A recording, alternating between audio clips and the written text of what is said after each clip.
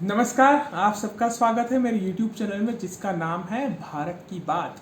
और आज हम बात करेंगे भारत के सबसे बड़े राज्य में होने वाले विधानसभा चुनाव की। जी हाँ, उत्तर प्रदेश जो राजनीतिक रूप से सबसे बड़ा राज्य है और उसके परिणाम कल आने वाले हैं।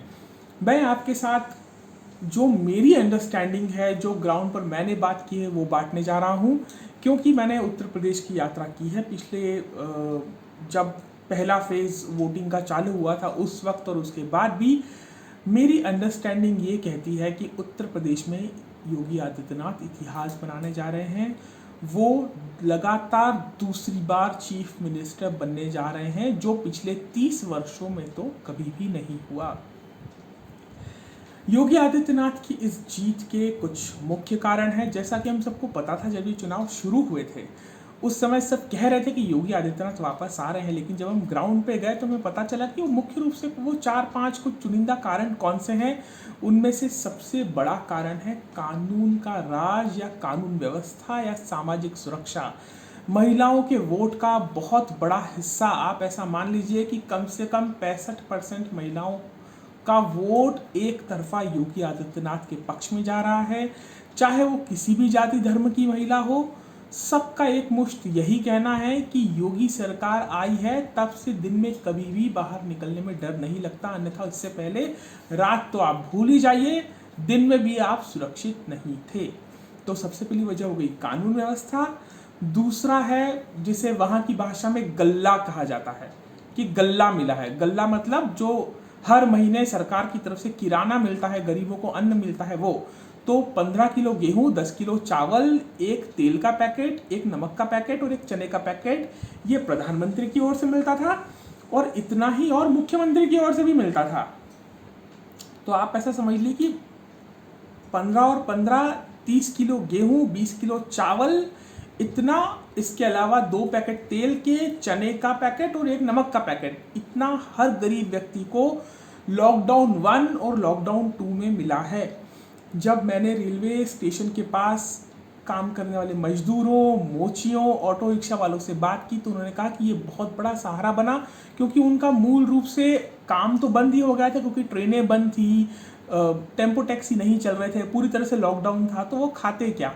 तो उन्हें ऐसे मुश्किल समय में योगी आदित्यनाथ ने या उत्तर प्रदेश की सरकार ने सीधे सीधे बहुत बड़ा फ़ायदा पहुंचाया और उनके खाने का ध्यान रखा इस मुश्किल दौर में। और जब मैंने इस बारे में उनसे बात की मजाक की लहजे में, ये कह के कि ठीक है, अगर हम या कोई भी दूसरी पार्टी आकर आपको पैसा देगी तो आप वोट उसको दोगे, तो उन गरीब लोगों ने सीधे सीधे मना कहा। उन्होंने कहा हमने योगी आदित्यनाथ का नमक खाया है, हम नमक हरामी नहीं करेंगे, चाहे जान चली जाए वोट कमल को ही जाएगा। तीसरा कारण है इंफ्रास्ट्रक्चर और बिजली से जुड़ी हुई व्यवस्थाएं। ये इससे पहले कई बार चुनावी रिपोर्टों में भी हमने देखा था कि बिजली की उपलब्धता नहीं होती थी, शहरों में लाइट नहीं होती थी, गांवों की तो आप भूल ही जाइए। और ये बिजली ना होने के कारण अपराध भी बहुत बढ़ता था।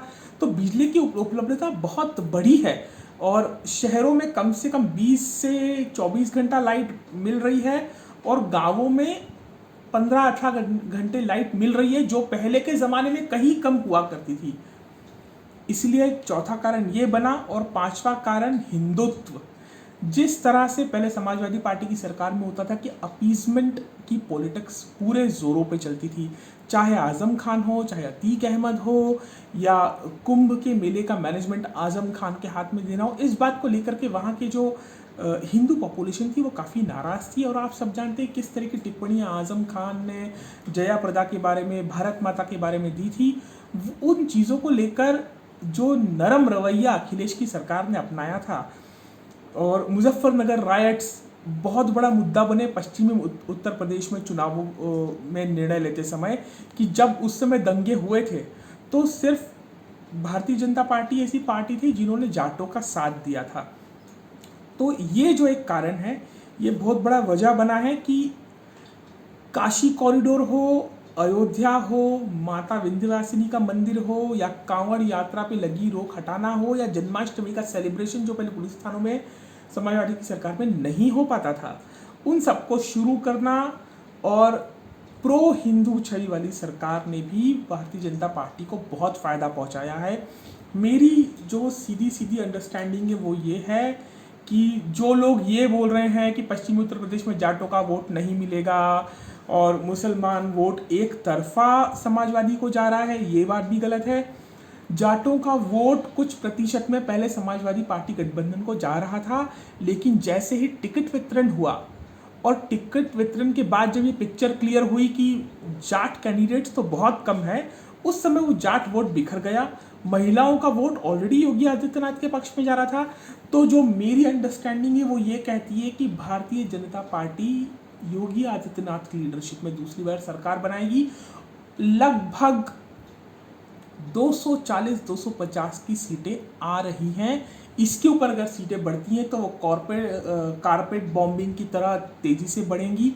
वो आंकड़ा 300 तक भी जा सकता है, लेकिन मैं बहुत सेफर साइड बोल के 250 सीटें बीजेपी को देता हूँ और लगभग 115-110 सीटें समाजवादी पार्टी को, क्योंकि समाजवादी पार्टी के पक्ष में वो वोटर जा रहे हैं। जब मैंने वहाँ देखा, घूमते हुए मैंने देखा था कुछ युवा जो थे वो साइकिल पर वोट डालने के लिए कह रहे थे। जब मैंने बुजुर्गों से पूछा कि ये तो युवा ये क्यों साइकिल पर वोट डालने के लिए कह रहे, तो बोले इनकी गुंडागर्दी बंद हो गई थी योगी आदित्यनाथ के राज में, जैसे झुंड में जा कर के अपराध कर रहे हैं या रास्तों में लड़कियों को छेड़ना है, तो उस टाइप के लोग जिनकी गुंडागर्दी खत्म हो गई है वो एक मुश्त समाजवादी पार्टी के पक्ष में हैं। और वो लोग संभवतः जो कोरोना सेकेंड वेव में बहुत बुरी मार झेल चुके हैं, उनके कुछ निजी अनुभव बहुत कड़वे रहे हों, इस तरह के लोग चाहते हैं कि सरकार में बदलाव आए। कांग्रेस कहीं से कहीं तक लड़ाई में नहीं है। जो एक लड़की लड़ने आई थी वो ढंग से लड़ भी नहीं पाई और उसको वोट भी नहीं पड़ रहा है। हार्डली 5 या 6 सीटें कांग्रेस को मिलेंगी और मायावती जो बहुत सोच समझ के चुप्पी साध के बैठी हैं, वो जानती हैं कि इस चुनाव की पूरी लहर योगी के पक्ष में है, इसलिए वो प्रतीक्षा कर रही है सही मौका आने का। अनुभवी राजनीतिज्ञ हैं और दलितों का समर्थन आज भी मायावती के पास है। जो मुस्लिम कैंडिडेट्स मायावती ने खड़े किए हैं वो भी कुछ वोट ले जा रहा है और वही समाजवादी पार्टी को नुकसान भी पहुंचा रहा है। और इसमें एक बहुत इम्पॉर्टेंट बात यह है कि महिलाओं का वोट एक मुश्त 50% जनसंख्या का वोट एक मुश्त योगी आदित्यनाथ की तरफ जा रहा है। ये सबसे बड़ी बात है और यही खेल निर्णायक करेगा। और इसलिए मैं ये कहता हूँ कि उत्तर प्रदेश में योगी आदित्यनाथ फिर सरकार बनाने वाले हैं। 10 मार्च को ही जो भी लोग भाजपा समर्थक हैं उनकी होली होने वाली है। दूसरा, पंजाब में आप सबसे बड़ी पार्टी बनेगी और कांग्रेस सेकंड लार्जेस्ट पार्टी बनेगी। जैसा कि आपको याद होगा 2013 के दिल्ली चुनावों के रिजल्ट में हुआ था कि जब नंबर नहीं बैठा तो दोनों ने आपस में मिलकर सरकार बना ली। और उत्तराखंड में इस बात की संभावना ज़्यादा है कि भाजपा सरकार में आए। सीटें शायद कुछ कम हो सकती हैं। मणिपुर में एनडीए गठबंधन एक तरफा जीत दर्ज करेगा और गोवा क्योंकि काफ़ी छोटा राज्य है और सीटों में जो वोटर्स होते हैं उनकी पॉपुलेशन काफ़ी कम होती है, तो 400-500 वोट भी इधर से उधर होते हैं तो एक सीट का अंतर बन जाता है। तो गोवा में भी ये माना जा रहा है कि बीजेपी सरकार बनाएगी, लेकिन इस बात को ध्यान में रखा जाए कि जो पिछले चुनाव हुए थे उसमें भी भाजपा को पूर्ण बहुमत नहीं मिला था या कांग्रेस को बीजेपी से ज़्यादा सीटें मिली थी। वो तो ये हुआ था कि कांग्रेस के नेता रात भर सोते रहे और बीजेपी के नेता रात भर जागते रहे। तो गडकरी के पोस्ट इलेक्शन मैनेजमेंट के कारण वहाँ जीत गए। वरना आपको याद होना चाहिए कि जब स्वर्गीय मनोहर पर्रिकर की मृत्यु के बाद भाजपा की सरकार को थोड़ा खतरा वहाँ हो गया था। तो काफ़ी मैनेजमेंट करने के बाद जो वर्तमान मुख्यमंत्री उन्हें बिठाया गया।